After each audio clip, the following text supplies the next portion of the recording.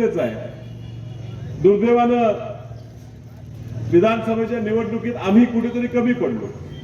तुमच्यापर्यंत आमचे मुद्दे समजून सांगण्यात, जाती जातीत तेढ निर्माण होतो हे लक्ष तुम्ही ठेवा हे सांगण्यात, आणि ह्या महिलांची जी योजना आहे ती फसवी त्यांनी योजना काढतायत हे तुम्हाला समजून सांगणं आम्ही कुठेतरी कमी पडलो.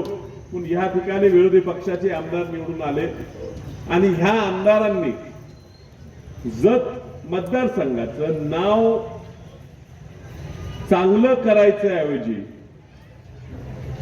अत्यंत खालच्या पातळीवर जी वडीलधारी आहेत, ज्यांना आपण जी जुनी लोक आहेत, वसंतदादांसारखी, राजाराम बापूंसारखी, अशा लोकांबद्दल अगदी खालच्या पातळीवर जाऊन टीका केल्यामुळे स्वतःची तर बदनामी करून घेतलीच, पण लोक विचारताना विचारत होते कोण हा व्यक्ती आहे, कुठला आमदार आहे. दुर्दैवानं आपल्याला सांगावं लागलं की जतचा आमदार. आणि जतची बदनामी या व्यक्तीच्या वागण्यामुळे का कमी पडलो आपण? कुठेतरी समजून लोकांना सांगण्यात कमी पडलो की जो स्वार्थासाठी इथं आलेला आहे, त्या जतच्या माध्यमातून काहीतरी स्वतःच मोठं करण्यासाठी ह्या ठिकाणी आलेला आहे. या व्यक्तीला आपण निवडून गेलो तर आपण कुठेतरी मागे जाऊ.